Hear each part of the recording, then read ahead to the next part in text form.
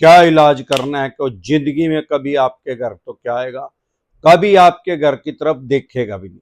साथियों, आपके पास पैसे हैं तो इनके पैसे दे दें और मरे हुए सांप को अपने गले से निकाल लें। नहीं पैसे हैं तो लीगल तरीके से कानूनी रूप से बचने की निंजा टेक्निक सीख लें।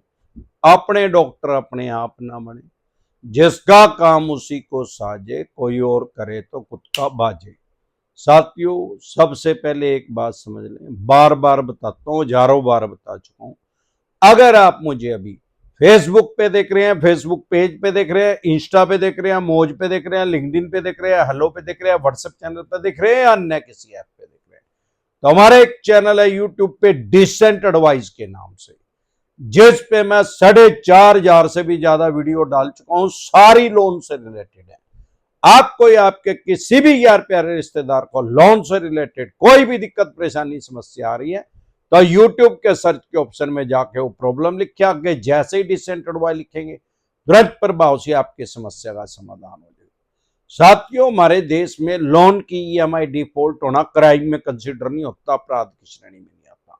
सारे देश के किसी थाने, पुलिस स्टेशन, चौकी में आपके खिलाफ एफआईआर लॉन्च नहीं हो सकती, आपका पर्चा दर्ज नहीं हो सकता लोन की ईएमआई डिफॉल्ट होने पे, क्योंकि हमारे देश में पुलिस का काम किसी बैंक, एनबीएफसी कंपनी की रिकवरी करके देने का नहीं है। लॉ एंड ऑर्डर को मेंटेन करना है, कानून व्यवस्था को बनाए रखना है। हमारे देश में वर्ल्ड की सबसे बड़ी डेमोक्रेसी, दुनिया का सबसे बड़ा लोकतंत्र है।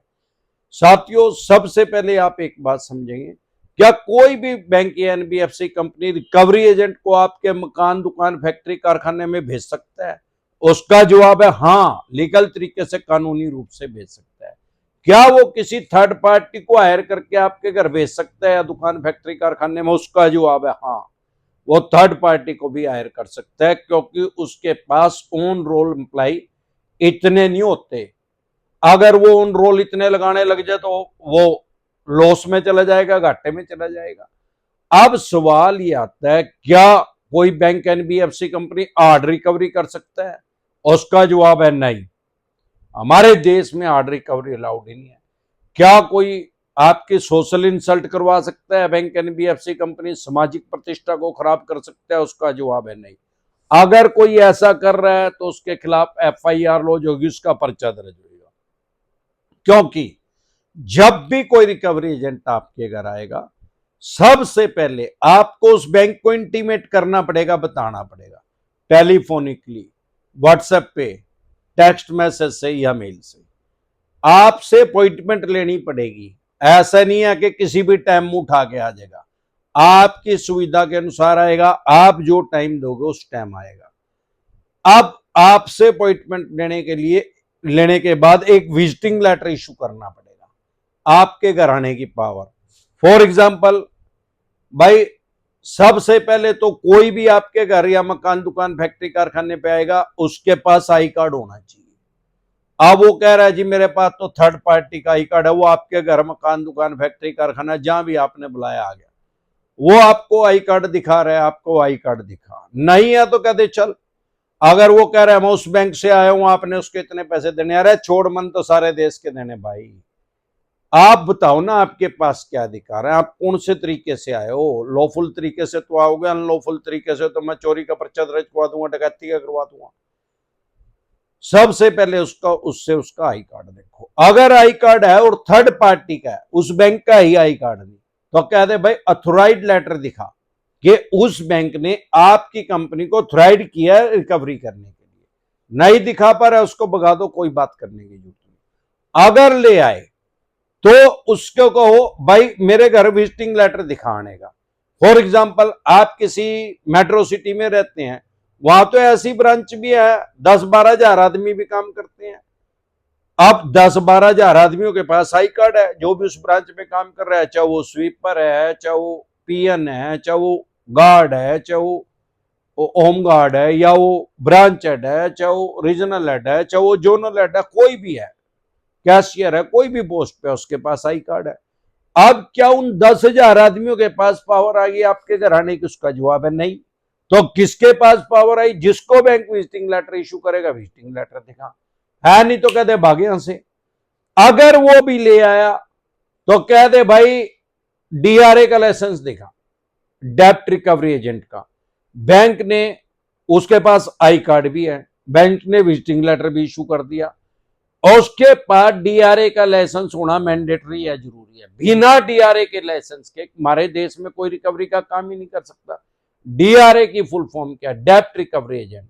डीआरए का लाइसेंस लेने के लिए इनको 100 घंटे की ट्रेनिंग करनी पड़ती है, और सिर्फ 100 घंटे की ट्रेनिंग सफिशियंट नहीं है, ठीक नहीं है वो, मतलब बिल्कुल सही नहीं है।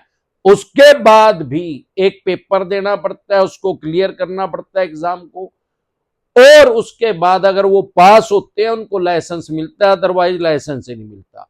उस 100 घंटे की ट्रेनिंग में उनको बताया जाता है, समझाया जाता है कि जो क्लाइंट है, जो ग्राहक है, जो लोनी है, जो उपभोक्ता है, उससे पोलाइटली बात करनी है, ऊंची आवाज में बात नहीं करनी, किसी के घर उसके परिसर के अंदर नहीं जाना उसकी इजाजत के बिना। अगर वो अपनी इजाजत दे भी दे, अंदर बुला भी ले, तो भी उसके घर चाय कॉफी ठंडा कुछ नहीं पीना। ये सारी तरह तरह की गाइडलाइंस है, 32 पेजों की गाइडलाइंस है। वो उसको ये कभी फॉलो नहीं करते, क्योंकि इन उठाईगरों के पास डीआरए का लाइसेंस ही नहीं है। डीआरए का लाइसेंस नहीं है तो उसको भगा दो, कदे मैं नहीं बात करता भाई, चल जिसके पास डीआरए का लाइसेंस होगा उससे बात करूंगा, अदरवाइज मैं नहीं करूंगा। डीआरए का लाइसेंस तो इन्होंने उठाईगरों ने ले रखे न, तो दूसरे चवन्नी छापों के साथ जाके लोगों को डराने धमकाने का लाइसेंस ले रखे, सीख रखी है ट्रेनिंग। अब कानूनी रूप से अगर ये सारे डॉक्यूमेंट्स होंगी, वो पोलाइटली बात करेगा, शांतिपूर्ण तरीके से बात करेगा, आपकी इजाजत के बिना आपके परिसर में नहीं आ सकता, आपसे टाइम लेके आना पड़ेगा। आप कहोगे मैं अपने ऑफिस में, मकान में, फैक्ट्री में, कारखाने में मिलूंगा, आप कहोगे मैं वहां नहीं मिलूंगा भाई, मैं अन्य किसी स्थल पे मिलूंगा, किसी पार्क में मिलूंगा, किसी मार्केट में मिलूंगा, उसको वहीं आना पड़ेगा, बशर्ते कि वो आपकी डिस्ट्रिक्ट के अंदर हो। अगर वो ऐसा करने से ना कर रहा है तो वो अनलॉफुल है, गैर कानूनी है। अब सवाल यह आता है कि अगर वो आ गया, वो ऊंची आवाज में बात नहीं कर सकता आपसे, आपके यार प्यारे रिश्तेदारों को तो बताना बहुत बड़ी बात है, आपके पड़ोसी को नहीं बता सकता, कि आपकी वाइफ को नहीं बता सकता, बीवी बच्चे के मां बाप को नहीं बता सकता कानूनी रूप से। फॉर एग्जाम्पल, आपका किसी बैंक में अकाउंट है और आपकी वाइफ का भी अकाउंट है, इंडिविजुअल है, अलग अलग है। आप अपनी वाइफ की स्टेटमेंट नहीं देख सकते, आपकी वाइफ आपकी स्टेटमेंट नहीं दे सकते। आपको अपनी वाइफ की स्टेटमेंट चाहिए, उसके साइन चाहिए। और वो ठीक है कि म्यूचुअल अंडरस्टैंडिंग में आपको पता है उसके पास कितने पैसे हैं या उसको पता है, लेकिन बैंक नहीं बता सकता। तो बैंक जब आपकी वाइफ के अकाउंट में पैसे आपको नहीं बता सकता, तो उसके पास डेमोक्रेसी में ये राइट्स कहां से आ गए कि आपका कितना लोन अमाउंट है वो आपकी वाइफ को बता दे। और ये उठाई गिरे तो अड़ोसी पड़ोसियों को बता रहे हैं, यार प्यारे रिश्तेदारों को बता रहे हैं। अगर ऐसा कर रहे हैं, ये आपकी सोशल इंसल्ट कर रहे हैं, सामाजिक प्रतिष्ठा को खराब कर रहे हैं, आप इनके खिलाफ एफआईआर लॉन्च कराओ। सबसे पहले इनकी वीडियो बनाओ, वीडियो बनाने के बाद तुरंत प्रभाव से 112 नंबर पे फोन करो। 112 नंबर जो है वो कंट्रोल रूम का नंबर है, वहां आपकी रिकॉर्डिंग होगी, वहां केस रजिस्टर्ड होना ही होना है इनके ऊपर। और जैसे ही 112 नंबर पे तुरंत प्रभाव से वीटी हो जाएगी, पीसीआर, जो भी आपके नियर बाय पुलिस होगी वो तुरंत प्रभाव से आपके घर, मकान, दुकान, फैक्ट्री, कारखाने में जहां भी आपने फोन किया वहीं पे आएगी। आजकल उनके पास टैब होती है, और आप उनको दिखाओ भाई ये आदमी बदतमीजी से पेश आ रहा है, ये इसका प्रूफ है, उसको उनकी एफआईआर दर्ज करनी पड़ेगी, पर्चा दर्ज करना पड़ेगा, वो वहीं से रिपोर्ट बना के नियर बाय पुलिस स्टेशन में दे देंगे, तो इनकी कहां चली गड़ जाएगी। अगर आपके यार प्यारे रिश्तेदारों को फोन कर रहे हैं, इट मीन्स इन्होंने आपके फोन को हैक कर लिया, आपका जिज्जा का, साला का, भाई का, भतीजा का, मामा का, नाना का, इनके पास नंबर कहां से आया। अगर इन्होंने आपके फोन को हैक किया है तो आईटी एक्ट 2000 इंप्लीमेंट हो गया हमारे देश में, इंफॉर्मेशन टेक्नोलॉजी एक्ट 2000 में इंप्लीमेंट हो गया, लागू हो गया। उसके अकॉर्डिंग इनको, इनके ऊपर एफआईआर होगी, इनका पर्चा दर्ज होगा, जेल में जाएंगे। और अगर आप अपने राइट्स और अधिकार इस्तेमाल करेंगे तो जाएंगे, अदरवाइज नहीं जाएंगे। भाई आपने अगर कंप्लेंट ही नहीं करवाई, फॉर एग्जांपल किसी आदमी की बाइक, गाड़ी चोरी होगी, अब चोरी होगी, उसने पुलिस में कंप्लेंट ही नहीं रजिस्टर्ड करवाई, तो पुलिस उसको सर्च कैसे करेगी, ट्रेस कैसे करेगी उसको, पुलिस को क्या पता भाई वो पुलिस के आगे से चोर लेके जा रहा है, पुलिस को क्या पता है चोरी किया। आप कंप्लेंट करवाएंगे तभी वीटी होगी, चारों तरफ आपकी डिस्ट्रिक्ट में पुलिस के पास मैसेज चला जाएगा और के वायरलेस पे भाई ये नंबर गाड़ी है और ऐसा रंग है और ये यहां से चोरी हो गया, उसको वो सर्च करेंगे, उसको पकड़ेंगे। लेकिन अगर आपने कंप्लेंट ही नहीं करवाई तो उसको कोई नहीं पकड़ेगा। ऐसे ही अगर आपने इनकी कंप्लेंट ही नहीं करवाई, आपके नियर बाय पुलिस स्टेशन खुले हुए हैं साइबर क्राइम के नाम से। साइबर क्राइम का काम है। अब साइबर क्राइम में पुलिस जो है वो सिर्फ साइबर क्राइम देखती है, चक्कू गंडा से और कोई चोरी डकैती का केस उनके पास नहीं जाता। वो उसके ऊपर एफआईआर दर्ज करेंगे, पर्चा दर्ज करेंगे। तो साथियों, अपने राइट्स और अधिकार जाने। आप इनकी बैंक में भी कंप्लेंट कर सकते हैं, ब्रांच हेड के पास कंप्लेंट करें, रिटर्न में करें और वो डायरी नंबर लें। हर ऑफिस के अंदर एक डायरी होती है, नहीं तो वो कह देगा आप देखे नहीं गए। आप मेल से भी कर सकते हैं, लेकिन रजिस्टर्ड मेल आईडी से, जो रजिस्टर्ड आपकी बैंक में है उसको उसमें कंप्लेंट करें। भाई ये आदमी है चवन्नी छाप आपने मेरे पीछे लगा रखा है, इसकी मैं एफआईआर लॉन्च करवाऊंगा, पर्चा दर्ज करवाऊंगा और आपको भी पार्टी बनाऊंगा, ब्रांच हेड को भी, क्योंकि आपने इसको दिशा निर्देश दे रखे हैं। और उसमें रीजनल हेड, जोनल हेड को भी ले ले। अगर फिर भी नहीं मान रहे हैं तो इनकी सीधी बैंकिंग ओम्बुड्समैन के पास कंप्लेंट करें। सारे देश के लिए एक बैंकिंग ओम्बुड्समैन बना दिया गया है। 100 से भी ज्यादा बैंक, एनबीएफसी कंपनी हमारे देश में काम कर रही है।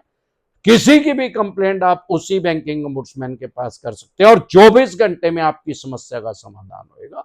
जब तक आप अपने राइट्स नहीं जानेंगे, अधिकार नहीं जानेंगे, तब तक ये उठाई गिरे ऐसे ही करते रहेंगे। और एक और देसी फार्मूला, अगर आके बकवास कर रहे हैं, चिल्ला चिल्ली कर रहे हैं, तो इनकी दुकान के अंदर पेट्रोल के कोटन लगा दो। टाइम पे पेट्रोल के कोटन ना हो तो इनके लेटर बॉक्स के अंदर थोड़ा पेट्रोल डाल दो, बोर खराब कर दो इनका, हुक्म की तामील हो। जिंदगी में कभी आपके घर की तरफ आएंगे तो क्या देखेंगे भी नहीं। और दुकान में पेट्रोल के कोटन अगर इनकी लगा दिए तो कार्पिन का तेल लगा के 5 दिन तक सेकेंगे, इनको राम नहीं होने वाला। वो पेट्रोल तो उड़ जाएगा लेकिन जलन नहीं जाएगी। इसी तरह की या किसी भी तरह की कोई भी दिक्कत, परेशानी, समस्या आपको या आपके किसी भी यार प्यारे रिश्तेदार को लोन से रिलेटेड अगर आ रही है, आप हमारे से पर्सनल मीटिंग करना चाहते हैं, पर्सनल एडवाइस लेना चाहते हैं, फिर आपका लोन 10 करोड़ का, 25 का, 50 करोड़ का, डज नॉट मैटर कितने करोड़ का या कितने अरब रुपए का आपका लोन है, लोन से रिलेटेड जो भी डॉक्यूमेंट्स आपके पास हैं वो सभी लेके आप मेरे से पर्सनल मीटिंग कर सकते हैं, पर्सनल एडवाइस ले सकते हैं और लीगल तरीके से, कानूनी रूप से घस्सा लगाने की निंजा टेक्निक सीख सकते हैं। अगर आप पर्सनल मीटिंग करना चाहते हैं तो आपके स्क्रीन पे नंबर है, उसको सेव करके व्हाट्सएप मैसेज करके आप मेरी टीम से अपॉइंटमेंट ले सकते हैं। अगर आप पर्सनल मीटिंग करना चाहते हैं, 4 स्टेटों में हमारे ऑफिस हैं। आप दिल्ली से देख रहे हैं सीपी में, कनाट पैलेस में हमारा हेड ऑफिस है। पंजाब से देख रहे हैं लुधियाना में, मुंबई से देख रहे हैं गोरेगांव, गुजरात से देख रहे हैं अहमदाबाद, दिल्ली दरवाजा पे। इसके अलावा अलग अलग स्टेट में मैं टाइम लिया रहता हूं। आपकी स्टेट में मैं कब आ रहा हूं, आप अपनी स्टेट में मेरे से पर्सनल मीटिंग करना चाहते हैं, पर्सनल एडवाइस लेना चाहते हैं या टेलीफोनिक एडवाइस लेना चाहते हैं तो आपकी स्क्रीन पे जो नंबर है उसको सेव करके व्हाट्सएप मैसेज करके आप मेरी टीम से अपॉइंटमेंट ले सकते हैं। एक बार जोर से मिलकर नारा लगाएंगे, जय ससुराल वालों की।